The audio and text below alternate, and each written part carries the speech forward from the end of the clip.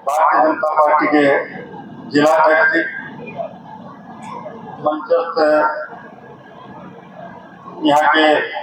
सापरा के विधायक माननीय आलोक बेनीवाल जी, जो संतगण यहाँ से पधारे थे, उनको भी मेरा प्रणाम। और मंचस्थ सभी अतिथिगण और भारतीय सेना के उनकी यूनिट से पधारे उनके अधिकारीगण, साथीगण, उनका भी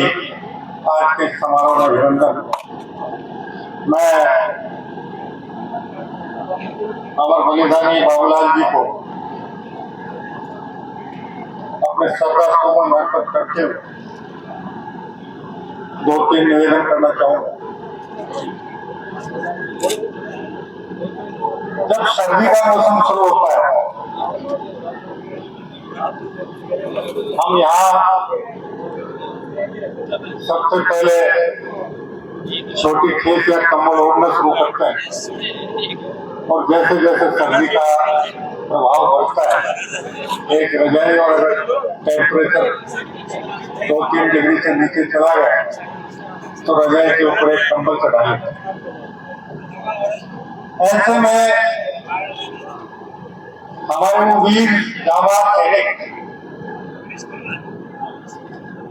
जो भारत माता की सीमाओं की रक्षा करते हुए -30 से 50 डिग्री का तापमान, सर्दी जिसमें व्यक्ति की हड्डियां तक गल जाती हैं, उसमें भी 24 घंटे संलग्न रहकर अपनी मातृभूमि की रक्षा के लिए सजग रहते हुए अपना सर्व अर्पण करने के भाव के साथ खड़े रहते हैं। ऐसे ही गर्मी के मौसम में जैसे ही तापमान 25, 26, 30 डिग्री से ऊपर जाना शुरू होता है, हम किसी पेड़ की छांव की तलाश करना शुरू कर देते हैं। और जैसे जैसे तापमान बढ़ता है, फिर कोई न कोई ऐसा साधन जो हमारे शरीर को हवा दे सके, उसकी क्षण में चले जाते हैं। हमारे लंबे थार के सीमा पर जहाँ तापमान 50 से 55 डिग्री तक की झुलसती गर्मी में भी वो 24 घंटे समझ रहकर अपनी मातृभूमि की एकता, अखंडता और स्वतंत्रता की रक्षा के लिए सर्व अर्पण करने के भाव के साथ तत्पर रहते हैं।